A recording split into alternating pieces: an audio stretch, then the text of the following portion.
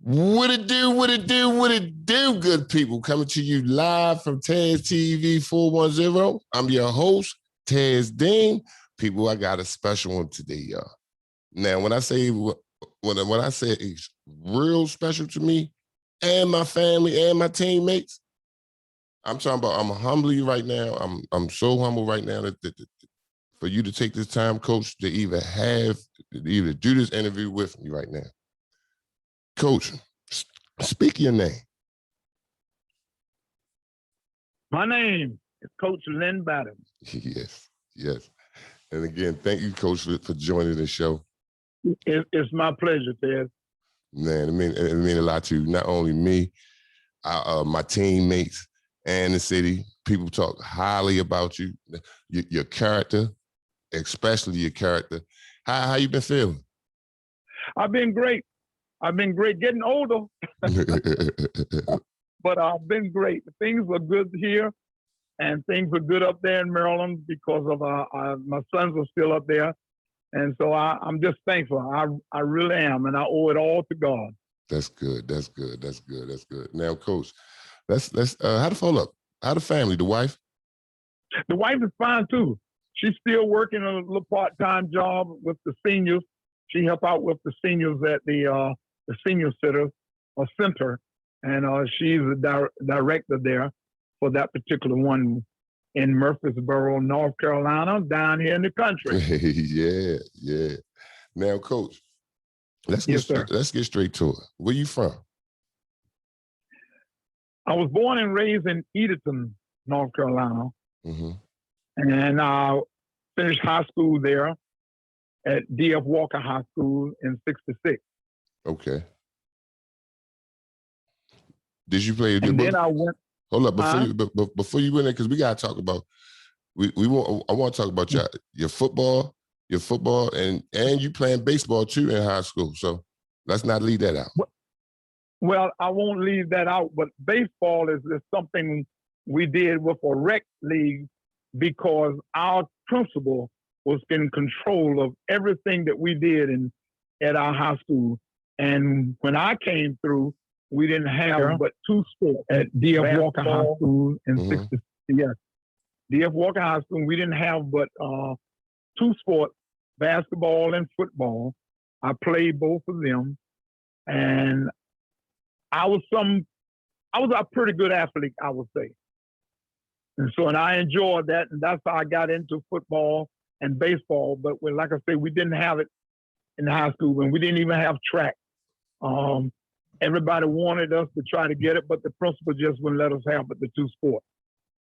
Okay, just two sports, Coach? Well, that was a while ago. Just two. I mean, and yeah, it was a while ago, but before we got into high school, they had a baseball team. I don't ever remember them having a track and field, but they had baseball, and they had basketball, and of course football. Okay. Now, talk to the people. You attended Elizabeth City, right? Yes, Elizabeth City State University. When I went there, it was Elizabeth City State College, and then the name changed on our senior year to the university. And I did 4 years there, and I was in music at first because when I was told in high school that I could not play any more football, so the doctor said, and of course my mom said it, I just went on and got it. I was in the band, so I could play. Actually, I could play every instrument except for a flute and a clarinet. Whoa. When I graduated. So I said I wanted to be a music major, be a band director. And when I went to Elizabeth City, they gave me a scholarship in music. Okay. And I tried it out, but it was good. And to this day, I'm still sorry that I got out of it. I got out of it because my heart said I could play football again. And I went out there for the team in the spring of my freshman year, and I made the football team. And I was projected to be a starter. But of course, when we got back from the summer, I tore my knee up again in football. and I needed an operation, so I didn't get an operation. So I went back into music, but I didn't major anymore in music. I majored in industrial art. Okay. So when I got hired in Baltimore, that's what I was hired for, to be an industrial arts teacher. Now, people, this is going to start getting interesting. This is going to start getting interesting. Because now we want the transition from North Carolina to Baltimore. Let's tell the people how you ended up this way. Well, I got married my senior year in college, and my wife and I both were looking for a job. So we found out that people were coming to recruit the prospective teachers, and Baltimore City was one of them. Okay. And I told my wife, I got to go to this one. We got to go.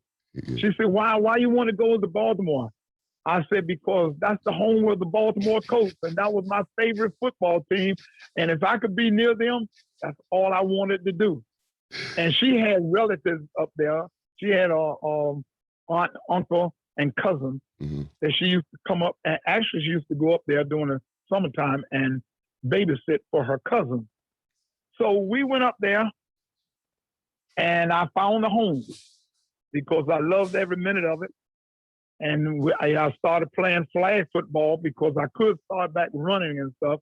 And I played softball, and I played a little basketball, maybe 1 year of basketball, but that was not the key sport that I wanted to be involved in. And so I really met a lot of people. And after I taught school at Clifton Park Junior High School Annex, which was the headquarters for the school system at the time. And I was in the seventh grade teaching area there. And I continued to do well. After that first year, they said they wanted to transfer me over to Woodbourne Junior High School. Okay. And excuse me, Woodbourne, y'all, is now, Woodbourne now is Chickapin, right? Used to be Chickapin. It was Woodbourne first, and then it was Chinquapin Middle School for the longest of times, at least until I left. It was Chinquapin, and I don't know what it is now because I haven't been back in a while. But yes, that's where I started out. That's how I met you. Yeah, that's what I was about to say. Now, people, now in middle school, this was my wood shop. This was my wood shop teacher. And let me say this on air, Coach. Let me say this on air because I've been holding this in since that class. Now I had the fastest. I don't understand how I had the fastest wood car in the wintertime. Had my ego was high. I just knew I was gonna get to the springtime and race the spring cars and go into the what it was, the citywide race after that. Citywide races, yeah. I get you tell me, all right, come on down for the spring. They was finished with their cars, so now it's time for me to race their cars to see who gonna go. The first race I had, I got smoked and my car broke. And I looked at you like, man, you just set me up. Well, you gave them different wood or something, because I was smoking them. I was smoking them in the wintertime. I don't understand how this happened. Well, that was just my little thing. But yeah, people, that's how we met. Well, what happened was that you were in the first part of the class during the fall. Right. And then when you came back during the spring, they had started sending us different wood. It was called balsa, and it's very light. And so those cars were much lighter than yours. See? And that's how you got beat. But you weren't there to get the balsa wood cars. No. No, I wasn't. No, I wasn't. Right. And yes, it wasn't. I know it didn't seem fair, but it was a fair race. But only the thing that was different is that your car outweighed their car about 5. It wasn't even pounds; it was ounces. Man. But because of that, and because of the air that was compressed and it pushes the cars, it didn't push them as fast as the other ones. Man, that was. I didn't think you remember that. Yeah, I remember that. I ain't gonna never forget that. I really thought, you know, in middle school, when you get out of school, when you get out of class for anything, you want it. So I'm like, oh, they going here in the springtime. I'm in there. I'm going, but yeah, you were the fastest during the fall. man, I'm glad I was in your class because that made a big difference. Come years later, when it was time for me to transfer. But let's keep it moving, though. Let's keep it moving. You working now? You working over at Chickapin. Now, how you get into coaching? Let's start. How you get there in coaching in Baltimore? Okay, when I first got up there, they used to send out information at the end of every year, and they're looking for coaches. They always had, I'm looking for coaches. For 6 years, I'm gonna say 5 years, I applied the way they say you have to apply. And that's fill out the application, send it in. Never heard from anybody in 5 years. And then, you know, while I was up there, like I told you, I met a lot of people, and I got on a softball team because I always wanted to be proactive in athletics. Okay. So I got on the softball team and I was playing. I played flag football. And when I got on this particular softball team, it was called the Ports Athletic Club. I found out about them through the flag football. And I said, well, I'm here. I met Coach Wade. I met some of the other guys that were there. Eugene Crawley, they used to call him Yoke. Okay. They all pushed me to come and play. And I did. And then I got on, when we got on the softball thing, Coach Wade was the first baseman. I was a shortstop. And we had a great time. And he used to talk to me about his coaching.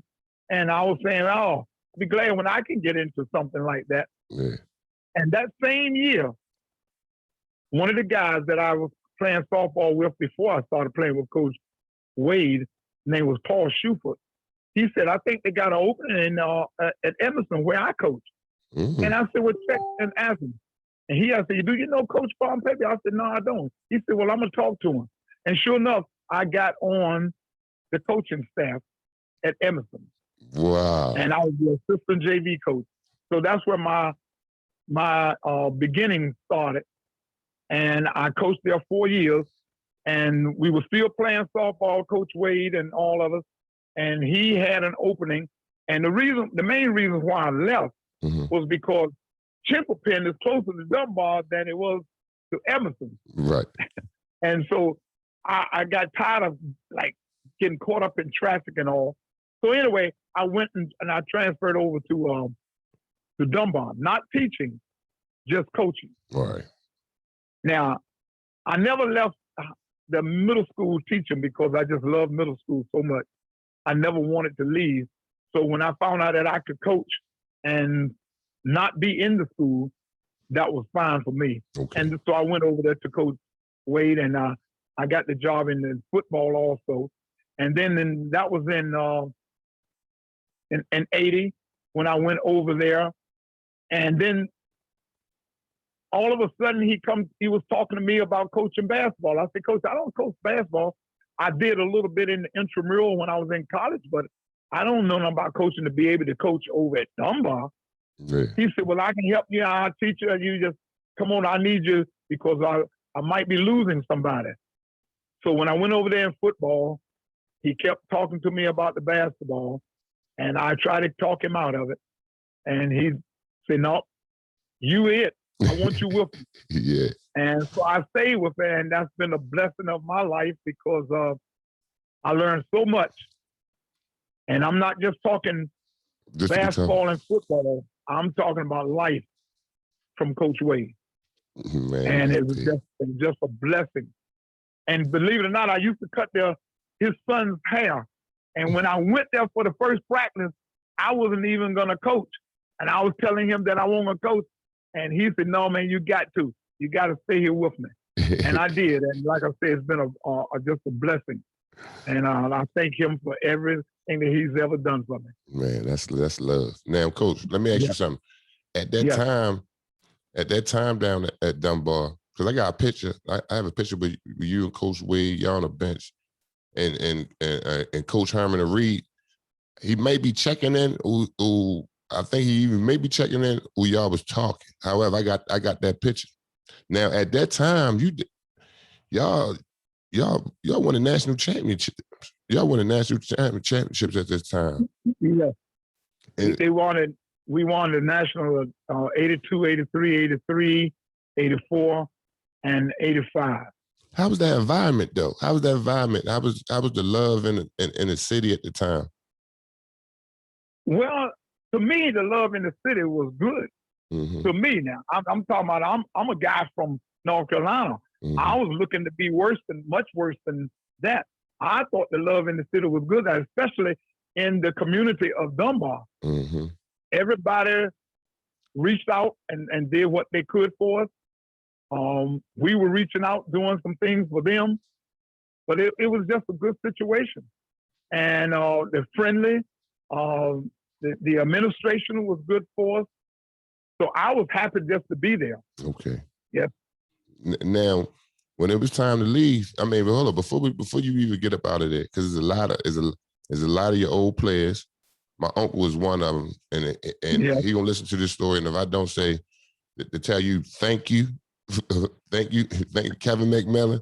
Yeah, he says thank you. He look at you like a father figure, and he still remembers some of those practice. I guess the game when he got burnt, when he got burnt, he still talk about that to this day. Efren, it's like all man. The love is crazy. The love is something. Now when it was time to leave, what was it hard for you? When another job came up, how was that? I didn't want to leave. Mm-hmm. Coach Wade, and I had found out after he talked to me, he wanted to go to the University of Maryland, mm-hmm. which was a great thing. We thought, especially at that time. And when he was going to leave, so I'm saying, well, who's going to be the next coach? Right. And the principal asked me, was I interested? And I told him yes. And I just didn't understand one of the things he asked me, he said, are you interested in coaching basketball or football or both? I said, I'm just like I'm doing right now. I'm interested in doing both. Mm-hmm. And he called me in for the interview and he told me one day, he said, look, I'm not going to hire you as the basketball coach, but I'm going to hire you as the football coach. Mm-hmm. So I asked him, I said, well, what's the problem? You're going to do me as the head football coach, but you won't let me do basketball. And football is more responsibility than basketball. Yeah. And he said, no, we got somebody else in mind who can be what Coach Wade was, athletic director and basketball coach and whatever. So I said, okay. And so then, and that was Coach Pompey, and Coach Pompey came over and we talked, and he asked me, would I stay? And I told him I would at least stay a year. Mm-hmm. And he said, that's good. And I stayed there for 1 year. And I had an opportunity to go to Forest Park to coach basketball. Okay. And work with the football coach, Obi Barnes. Yeah. So, and that's what I did. And I went there, and like I said, it was rough. It was tough because I wanted to stay at Dunbar. Mm-hmm. But I thought this would be a golden opportunity for me to get some coaching in as a head coach. And that's what I did. And which, in hindsight, that was a good move. That was a good move. How was it coaching with Coach Barnes? It was great. It was great because I knew him, and I knew of his son, mm-hmm. And his family, because the same guy that helped me get the job at Emerson was Paul Schufer. Him and Obi was very, very close. Okay. And Obi knew me, knew of me, and it was just a great working relationship that we had. Now let me ask you this: what office y'all ran? What office did y'all run over there? Offense and defense in football did y'all run? If you can remember. Basically the same thing that we did at Dunbar. Okay. We ran the 4-4. We ran a little 5 or 6-2, I should say. And so he did a lot of that. And all I was doing over there with Coach Barnes was working with the defensive back. Okay. And working with some of the time the linemen also, but mostly was defense. Y'all had a couple teams over there. Y'all had a couple teams football. Y'all had a couple because y'all had some running backs. Y'all had not only they had Barnes in the backfield, and there was another guy they had in the backfield that y'all had over there at the time. Well, yes, yeah, right. I don't remember a lot of names, right, but I do remember the certain names that I did call out. I remember them well, right, and that's because of Ovi was his son. But I thought the defense that we ran was good, and we had a great chance to make the playoffs and to play for the championship. But one of our kids got injured, and that kind of threw a wrench into that. Okay. Now, after Forest Park, now did you go to Northwestern after Forest Park? Yes. All right, because this now people. To be exact, no. After the Forest Park, I went to during that football season. I went to school for to just further my education and to try to get into special ed. Okay. Because they were talking about laying off industrial arts teachers, and so I was trying to get some more credit there. So I didn't coach that year, but right after that, the football season, I went to Carver. Okay. So from Carver, that's when I went over to. How long was you at Carver? Northwest. How long? I guess about 3 years, I'm gonna say. All right. Now at this time, you learning a lot. You learning a lot from. Yeah, I'm learning a lot from a lot of coaches. So by the time you got to Northwestern, right. I know your confidence was stronger now. I'm talking about far as coaching wise. So and this was your coach of the year. You got coach of the year at Northwestern. Yeah. Yes, I did. They hadn't won, but maybe 2 games in 3 to 4 years. And I went over there, and out of the 9 games, we won 7. And we were up to be in the playoffs, which we did. You know, we played the first game. We had to play one of the better teams, of course. But yes, we did very well that year, and the next 2 years we did very, very well each year. And I was fortunate enough to be named the coach of the year for football. And it was the same thing in basketball when I was at Forest Park. It was the same way. They hadn't won consistently for the last 3 to 4 years, and I got the coach of the year in basketball when I was at Forest Park. Man.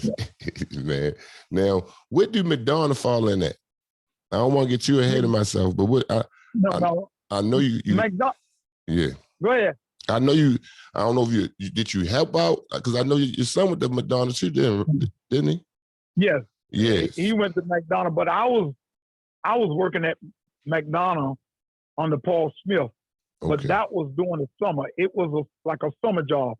I ran the wood shop camp at McDonough. Okay. That's when I started, and I think it was 80, right around 80. And I stayed there until I left. I was at McDonough every year, some kind of way, with working with the kids, working at the summer camp. And then I started working with their athletic program. All right. Okay.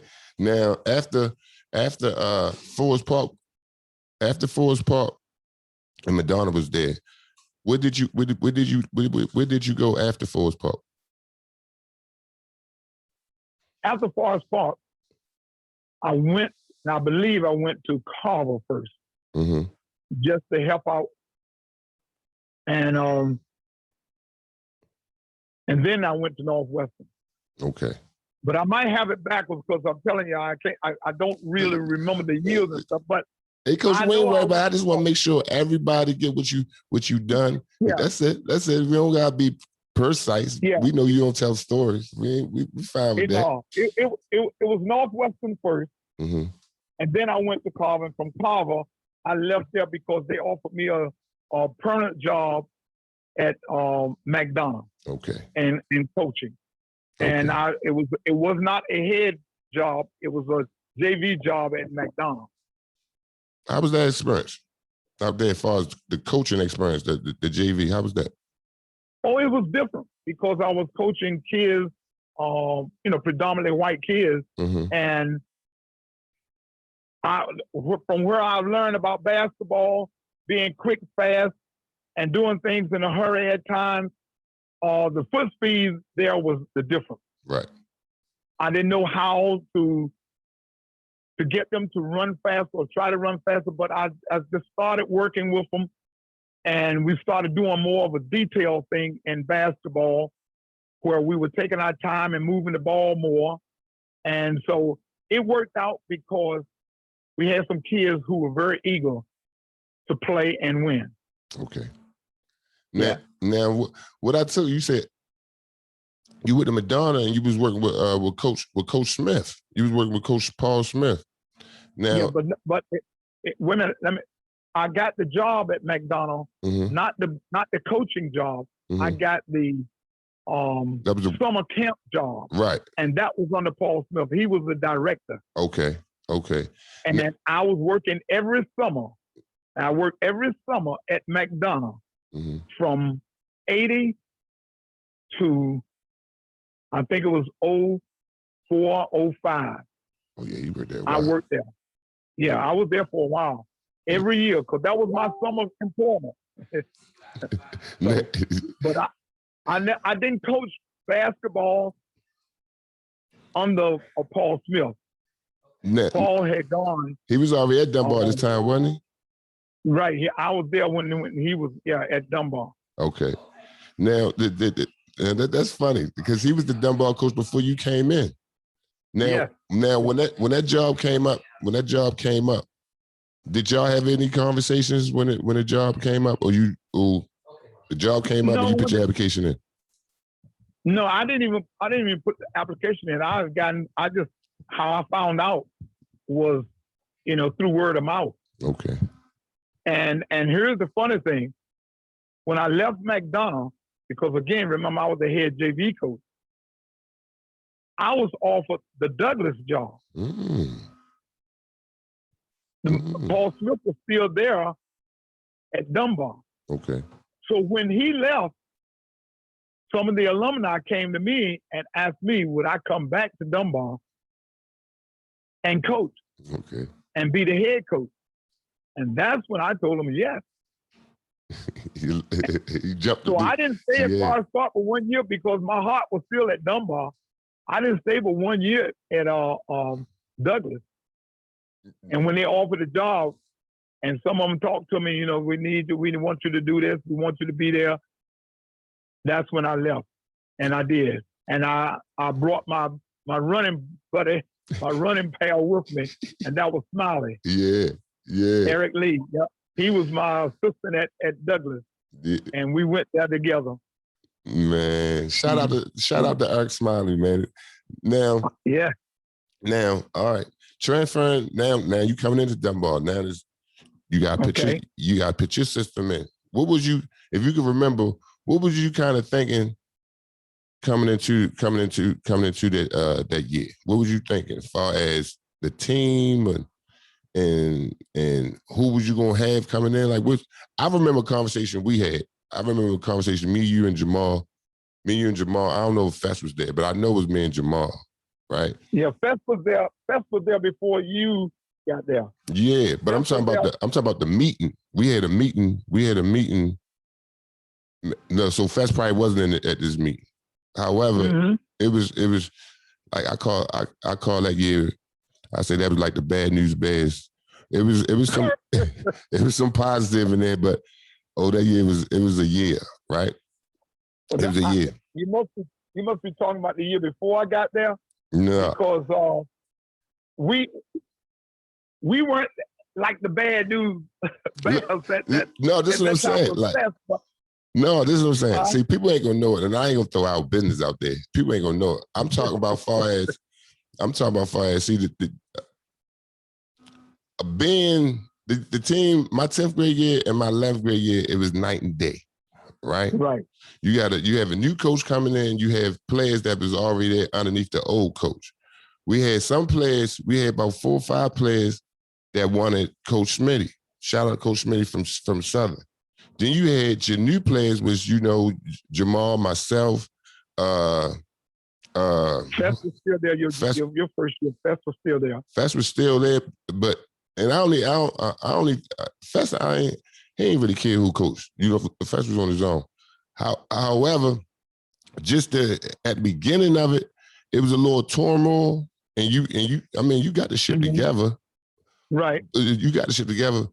But talk to a coach about just a little bit about a coach if they going into a situation, what to look for, and what kind of how can they maneuver without getting everybody upset. Ooh. And that's hard because somebody gonna be upset. I don't care. Somebody will be upset.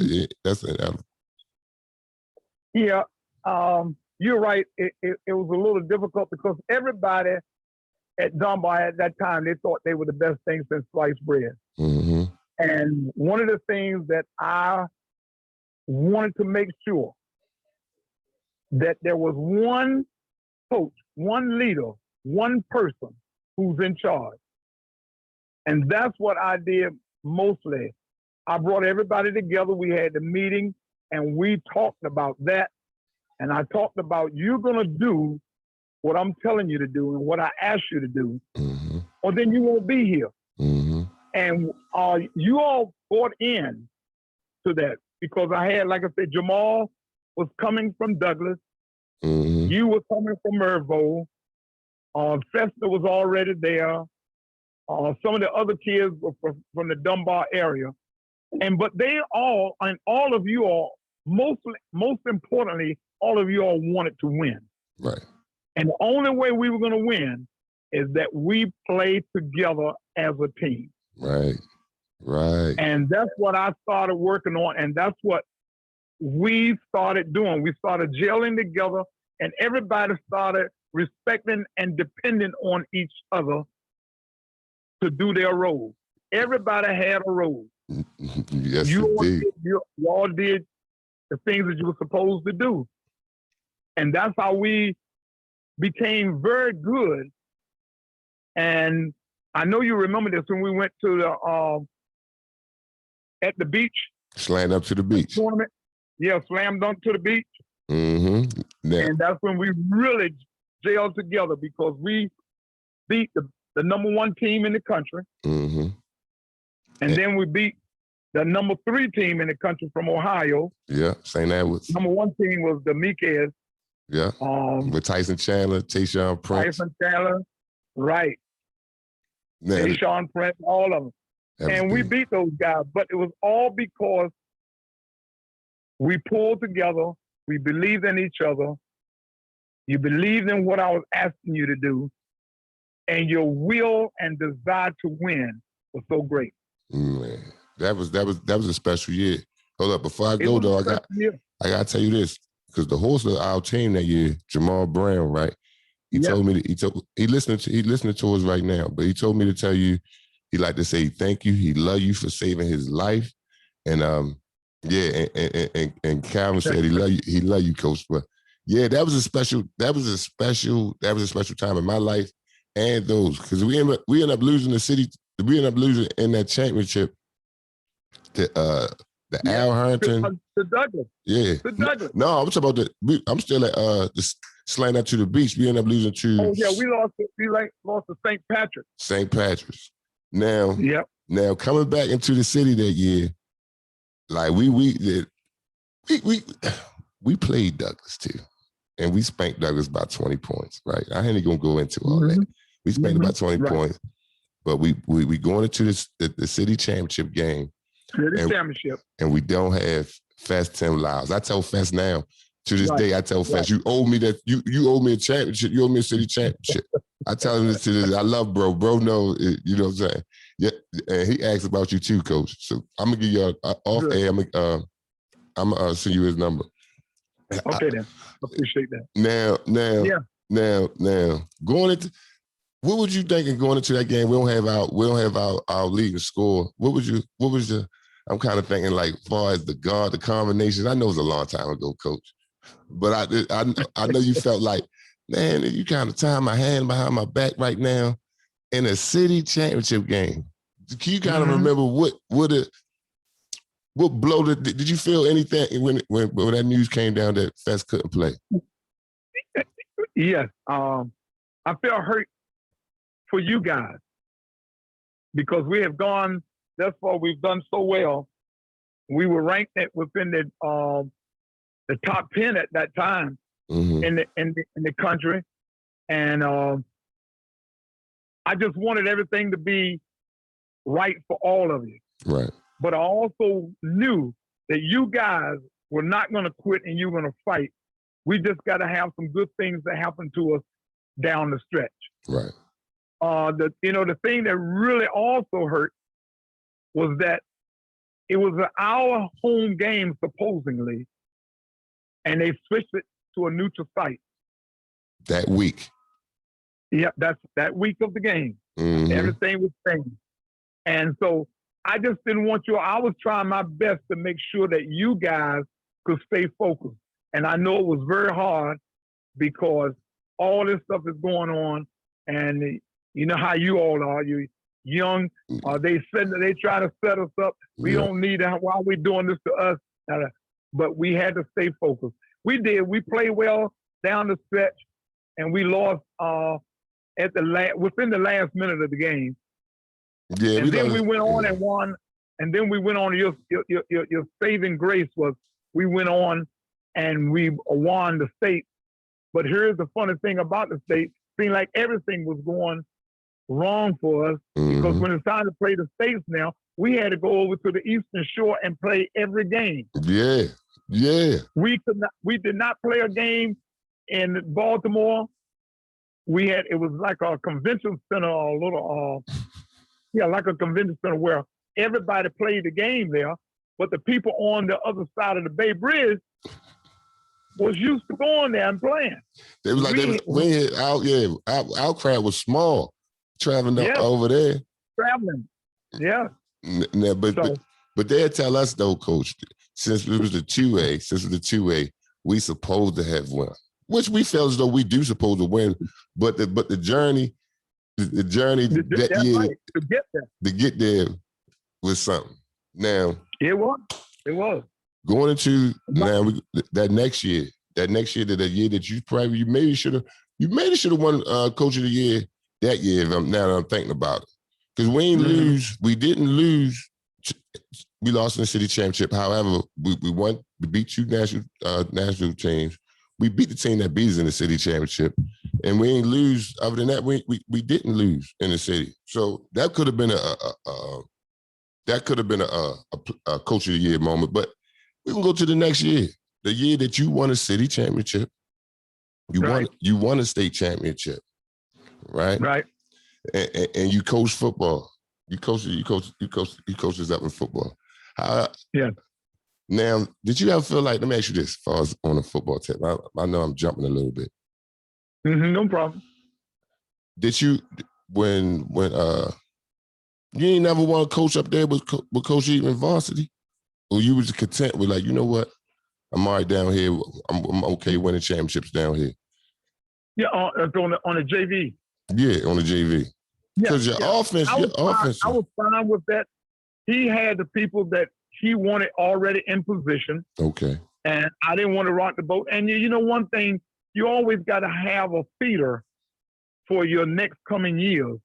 And I felt like I was a good fit for him. Okay. And had the kids doing what they were supposed to, and we were winning. So it was preparing the JV kids for the varsity. And I felt good about that. I had no problem about that whatsoever. All I wanted to do was whatever he wanted me to. And so, I mean, I was satisfied with that. I never squawked about it. I never had a problem with it. Now, Coach, have you ever felt any type of political pressure coaching down Dunbar? You ever felt that? Not political. Not.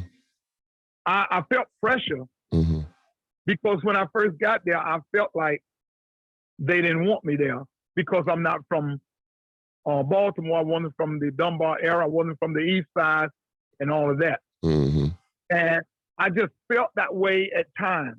But like I said, when I got there with Coach Wade, I mean, it was just fine. Everything was great. The people received me. I felt hurt when I couldn't really even come close to getting the job after Coach Wade left. And again, it was for the same reason. I said, I say to myself, if I was from around here, I could have gotten the job. Yeah. But I understand, and that's the political thing you were talking about. I understood it, and I went on and did what I needed to do to help myself and build my reputation up, and to again, what I'm doing right now, working with kids. I love and I enjoy working with kids. So all that made things so much better for me. Now, Coach, because how many years did you coach up here? Because when did you leave to go back down to Carolina? That was early 2000s? Yeah, it was 2005. Okay. And as my wife says to me right now, she said, I know I asked you to do something that you really didn't want to do. And that was to leave Baltimore and come home and take care of her parents. But we had promised each other that we will always take care of our parents. Yes. And both of my parents passed suddenly. And then her parents in about 2003, her mom came down with dementia. And when it got to 2005, she was already been put in a home. Okay. And my wife wanted to go. Yeah. And so I told her, she told me I could stay up there and work another year or two if wanted. And I said, no, that's not what we said. We promised each other. Right. I was going to be there for you. So I came down in September of 2005. And I've been doing okay, but it's still tough on me even right now because I want to be up there and near you guys and some of the other coaches that are still there. I love Baltimore, but I'm happy being home. So my wife is happy being down here in the country. So then her father got, the next year after we got there, her father came down with colon cancer. Okay. And he had operating, he was in his 80s then, and he had an operation, he was fine for 10 years. And then it came back, and he passed in 2017. Okay. So we are home here in their house, taking care of it and preserving it for her brothers and sisters and whomever might be coming after us. But yes, I'm happy. I am very happy about the way things have gone. Now, and I owe it all to God because I still didn't want some. Yeah, you're right. All to God. Now, now you still coaching, right? Yes, I am. Yes, I am. You coaching basketball and football? Basketball and football. I started coaching football in 2006. Remember, I got here in 2005. I started coaching football in 2006, and I coached. Started coaching football in football in 2006, basketball in 2007. Okay, in 2007, and still going. Now, before I let you off head coach, do you even think about retiring from the game, or do the game keep you going, you know what I'm saying, keep you going? I'm gonna be honest with you, the game keeps me going. It really does. And the kids, more than the game, the kids. Because in football right now, the thing that bothers me more than anything is standing around coaching, and my legs are not as good as they used to be, so they ache a lot. Okay. But in basketball, I'm fine because I get a chance to sit down when games start, when the season starts, when I'm sitting down. And but I really do enjoy it, and I'm glad I have the opportunity. But before we close out of here, I wanted to tell you that in 17, I was called by the Maryland School Football Coaches Association, and they said I've been nominated for an award. Yeah. And for assistant coaching and what have you, because I was assistant coach for years. And they asked me would I come to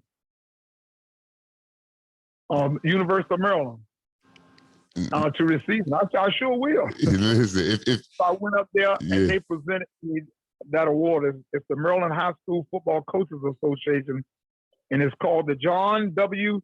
Vaught Assistant Coach Award. and they put down the schools that that I was coaching and I thought that was really, really nice of them and to highlight, and it made me feel like it was not in vain at all. Everything that I've done was not in vain at all. They had the Baltimore Sun had they had like the top, I want to say like the top 50 teams, maybe top 40 from like the last 50 years or something like that. I know you had four or five, matter of fact, I want to say 5 or 6 teams that you was assistant coach. I know I was on there twice. You was my coach twice. That was right. 2. You were on there, the national championship team. That's 3. That's 2 and 3 by itself. So that's like 5. And then I think it was another Dunbar team. However, you was a part. So you were a part of history. You know what I'm saying? You was a part of history. That's why I'm so excited to even do this interview. But Coach. Well, I thank you so much, man. I really do. I thank you for thinking about me enough just to include me in something that you're doing like this. And I really appreciate it. I'm telling you, I'm took a pink down here when I hear about the things that you are doing, because I do hear about them. And then you called me one day and I couldn't believe it. I said, man, what's up? And you started talking and you were telling me what you were doing. And I'm just as proud. I'm so proud of you, man. I just want you to continue because you're doing a good thing. You're doing a good work. And just keep working hard. And again, I always say, keep your hand in God's hand and you're going to be fine. I will, Coach. I definitely will. I know. I definitely will. Listen, y'all. Now, let me ask you this quick question before you leave. How are the Macmillians? Oh, they fine. They fine. My father is a school teacher over at Weston. Maybe Weston O'Pine. I think I want to say Weston. Okay. Yeah. My Uncle Kev, he still drives the trucks. He owns his own business now. Looking for drivers with 2 year experience. Yeah. Sometimes he called me when I'm on the road. He said, I'm on the road, Coach, but I gotta call you. Yeah. I wish to this, I wish to that. He's good. How about Tim? Man, Tim doing good too. Tim work with kids. He's starting up his he just started up his PRP program. He's still trying to get that off the ground. And my Uncle Kirk is a detective, a Baltimore City detective. So yeah, I remember that. Yeah. They're gonna be happy to hear this. But Coach, I'm gonna ask you one more favor, right? One more favor. No problem. And this for the future. This may be a little bit in the future, right? Okay. Like I talked to Coach Coach Barnes again, and hopefully I'm trying to get in contact with Coach Wade so I can have all y'all on the platform. Do you know how to work Zoom? Do you know how to work Zoom? No, I've never done Zoom. Don't worry about it. We'll figure it out. I'm sure we will. Yeah, but I haven't done Zoom. My family is trying to get me to do some Zoom stuff, and I told them I'm all right. But yeah, you work on it, and if we can get that together, I'll be happy to participate. Appreciate it. Y'all, we coming live from Taz TV. Again, I'm honored. I'm honored and had the privilege to interview my coach and plenty more of y'all. I got you right now. We on live too right now, Coach. And Calvin and Jamal is in the inbox and they saying they love you. Keep pushing. Thank you. And you can come back. We'll see you. We'll see you again. We'll see you again. Very good. Very good. Thank you, good people.